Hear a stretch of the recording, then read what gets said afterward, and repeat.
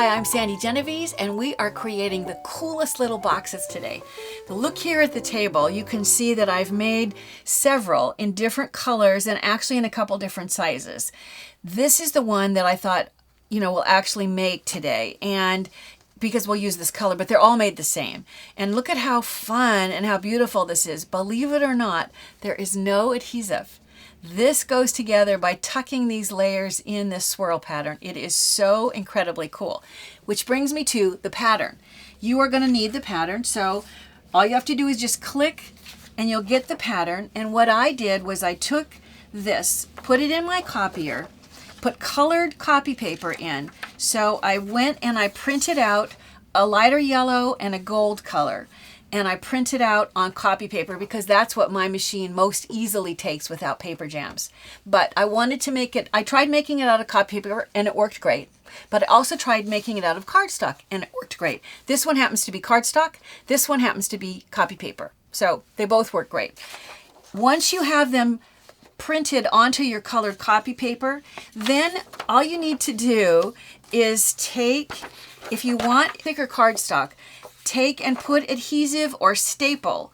What I did was I took my adhesive and on the flip side, I put adhesive around the outside edges and I held up to the light so I could see through, and I put adhesive, I'll turn it over so you can see. I put adhesive in between these layers, and then so that I wasn't putting any adhesive actually on the shapes themselves, but just in between. And then I stuck my copy paper to my cardstock layer and they were stuck together, and it was easy to cut out those two layers together. So when I was all finished, I ended up with a cardstock one, which I put together here, and a copy paper one, which the parts are sitting right here. You need 10, that's why there's 5 on each page. And of course, they can all be different colors. The color selection will kind of dictate if you're doing it for Valentine's, then maybe you want pinks and whites and reds. If you're doing it for a birthday, maybe, it could be completely up to you. But what you want to do is you're going to alternate colors. And what I want to do is just tuck these layers together. So I'm starting with the gold. And next I've done the yellow, and see how they're just meeting here at that juncture. And then I'm going to just alternate all the colors. So let me bring in the next color, the gold and the yellow.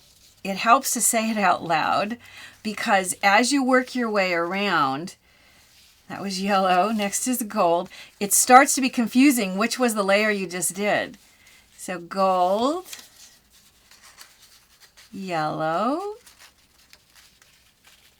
Don't worry if they're evenly spaced at this point. We're going to fix that later. Gold.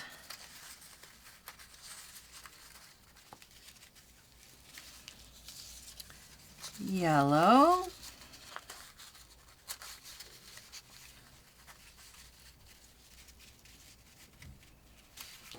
And this is where you can see it starts to, I'm going to move my fingers a little. I'm doing the gold layer here. And then the last one will be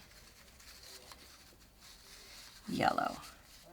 So I now have all the layers here, but you can see that they're not evenly spaced. So if you lay it flat, it allows you then to maneuver these and just keep them all tucked into this circle. And it allows you to maneuver these until they are spaced evenly apart. So let me get them all so they're spaced, not exactly, but just roughly evenly apart. And once they're even, then I'm going to sort of tighten these all back up again. And this juncture where they overlap holds them together. So at this point, I'm going to just turn the whole thing over. So let me try to keep the spacing sort of there, and then turn it over. And now I'm going to pull, and once again, it doesn't matter, I'll start with any one. I'll start with this gold, and next will be the yellow, and the gold. And at some point, you're going to want to add your treat that's going to go inside. So I think I'm going to go ahead, I'll put in just a little candy inside there. And keep going here. Gold. Keep moving around.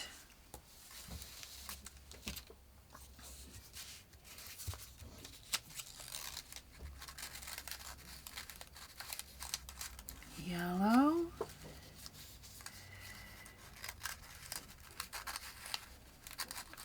Gold. Tuck that candy back in there. It's trying to escape. Yellow.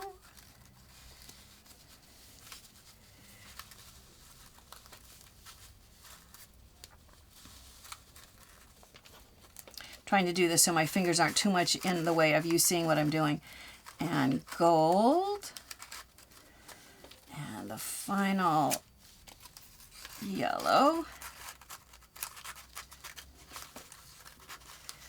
Tucks right in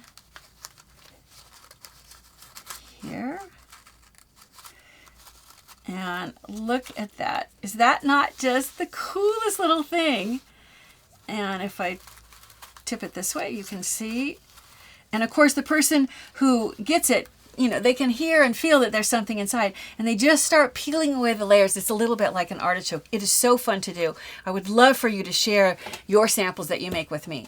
Now that's one style of box that needs no adhesive. We're going to look at making another style of box. And actually, I thought, you know, if you haven't yet thrown away all those catalogs from Christmas, they are perfect to recycle into little gift back boxes and bags. So here is a little bag from a catalog cover for Valentine's Day. This is a magazine page that has the two hearts that interlock, and it allows you to create. This is very flimsy because it's just a magazine page, but if you don't have, you have a scarf or a necklace, something that's not too heavy, it easily would sit inside.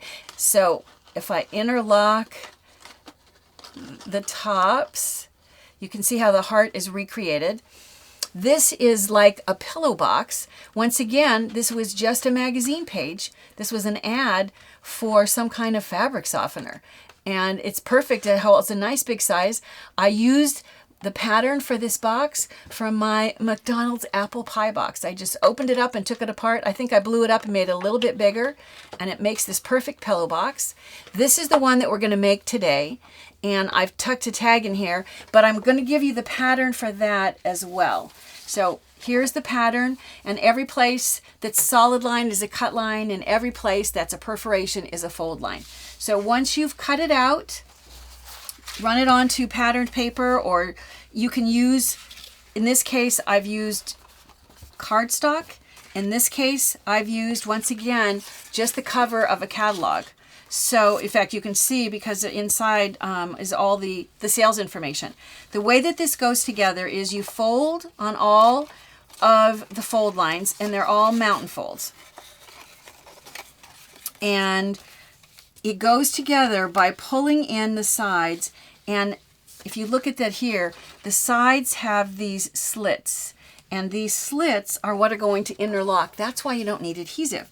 So when I bring these two together, here's one slit. Hopefully you can see that. Here's the other slit. So when I line them up and slide and interlock them together, it's going to hold it together. And then I'm going to do the same thing with this side. Bring the two edges together, interlock. That's going to hold it together. There's extra paper here to come in. And then this is an old Chinese style box. It's for the yin and the yang. And you can see that once again, the slits in the cover interlock to hold the box together. So cool and so easy. Forgot to put a gift in, but let's say if all I was doing was putting in a little piece of candy, you can see how it would be very easy to do. And then you can go ahead and add a tag in order to finish this off. And that quickly and easily, you have cool little gift boxes, not even adhesive that's required, and they are perfect for packaging any number of tiny little gifts.